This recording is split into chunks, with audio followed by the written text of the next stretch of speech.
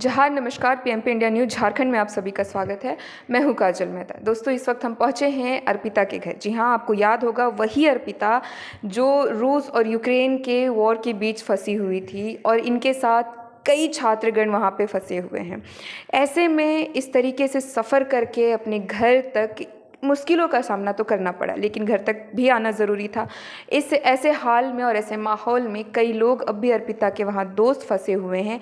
कई छात्रगण अब भी फंसे हुए हैं जिन्हें खाने की दिक्कत हो रही है, जिन्हें पानी तक पीने का दिक्कत हो रहा है। और ऐसे में गवर्नमेंट क्या कर रही है झारखंड की। खैर, फिलहाल हम बात करते हैं अर्पिता से कि आखिर इनका सफ़र कैसा रहा और इस वक्त जब ये अपने घर तक पहुँच चुकी है तो इन्हें अब कैसा महसूस हो रहा है। जी अर्पिता, आपका स्वागत है। आपसे पहला सवाल है मेरा कि आप यूक्रेन में फंसी हुई थी, वहाँ से जो वहाँ की जो हालत थी उस चीज़ को देख करके, और आप अपने घर पे हैं, अपने माँ पापा के साथ हैं, कैसा फील हो रहा है?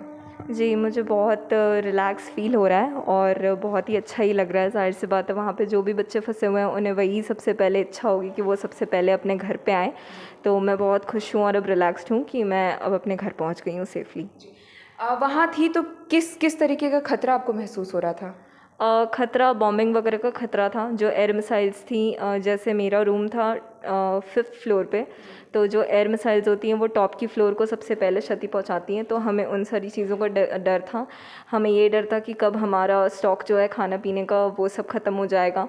हमें ये डर था कि कभी मिलिट्री अगर इन्वेड कर दे तो हमारी क्या सिचुएशन होगी। इन सारी चीज़ों का डर था हमें। तो इन सब मसलों के बीच में ऐसा क्या चीज़ था जो आप लोगों को बांध के रखा था?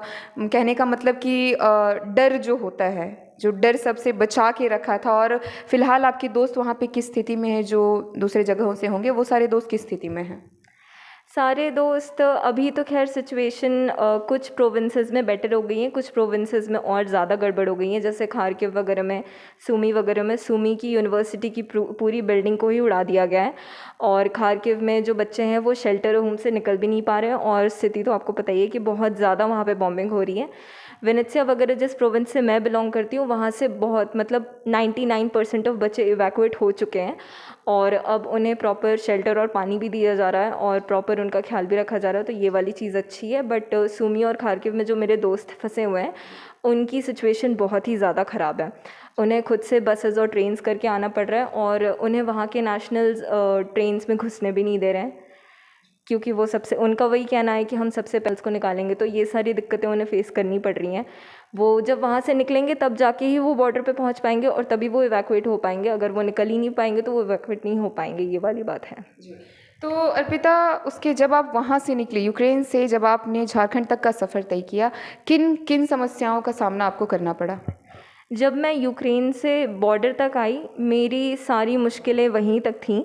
रोमानिया बॉर्डर क्रॉस करना, क्योंकि उस वक्त कम बच्चों को निकाला जा रहा था, तो सिर्फ 10 या 20 स्टूडेंट्स को एंट्री मिल रही थी। अभी खैर लार्ज स्केल पे इवैक्यूएशन हो रहा है, तो काफ़ी सारे बच्चों को 800-900 बच्चों को एक एक दिन में निकाला जा रहा है, तो वो काफ़ी अच्छी बात है। और बॉर्डर तक चलने का सफ़र, हम 10 किलोमीटर तक चल के गए थे इतनी ठंड में, प्यासे भूखे, तो वो सारी चीज़ें अलग दिक्कतें थी। मैंने जब बॉर्डर क्रॉस कर लिया तब मुझे इतनी दिक्कत नहीं हुई। हमारे लिए बस किया गया था, हम एयरपोर्ट गए, एयरपोर्ट से हमें डायरेक्ट फ़्लाइट मिल गई, फिर हम यहाँ आ गए। फिर दिल्ली से भी मैंने रांची टिकट करा ली, तो फिर मैं यहाँ आ गई। अर्पिता, इस सफ़र के दौरान झारखंड सरकार, चूँकि आप झारखंड निवासी हैं, तो झारखंड सरकार की तरफ से आपको कितनी मदद मिली? जी, जब मैं दिल्ली एयरपोर्ट पे रुकी थी, दिल्ली एयरपोर्ट पे मैंने लैंड करा, तो वहाँ पे एक स्टेट ऑफिशियल थे झारखंड के, उन्होंने मुझे प्रॉपर हेल्प दी। उन्होंने मुझे ऑफ़र किया कि आप भवन हमारे साथ चलें कि नहीं, लेकिन क्योंकि मैं बहुत थकी हुई थी और मैं सबसे पहले घर आना चाहती थी, इस वजह से मैंने उन्हें बोला कि नहीं, मैं सबसे पहले घर जाना चाहती हूँ। मैंने बाकायदा टिकट कराई, उन्होंने मेरी जल्दी मुझे क्रॉस कराया, भीड़ में मुझे घुसने नहीं दिया और अपना पास दिखा के सारी चेक इन और बोर्डिंग में मेरी हेल्प की। तो वो चीज़ मैं बहुत अप्रिशिएट करती हूँ। और झारखंड गवर्नमेंट की तरफ से मुझे ये भी बोला गया है कि मेरी जो टिकट है दिल्ली टू रांची वो रीइम्बर्स की जाएगी। तो इस वक्त अर्पिता, आप झारखंड सरकार से और वहाँ फंसे और भी बच्चों से कुछ कहना चाहेंगी? जी बिल्कुल, मैं झारखंड सरकार से नहीं, सेंट्रल गवर्नमेंट से भी ये कहना चाहूँगी कि सूमी और खार्किव यूनिवर्सिटीज़ और प्लेस की बहुत बहुत ज़्यादा सिचुएशन ख़राब है। बच्चे वहाँ से निकल पाएंगे तो ही वो बॉर्डर तक पहुँच पाएंगे और तभी वो इवैक्यूएट हो पाएंगे। बट जस्ट बिकॉज़ वहाँ पे इतनी फायरिंग और ब्लास्टिंग हो रही है, बच्चे नहीं निकल पा रहे हैं और कई बच्चों पे कैश नहीं है। तो मैं गवर्नमेंट से यही रिक्वेस्ट करूँगी कि प्लीज़ उन चीज़ों में बच्चों की हेल्प कर दें।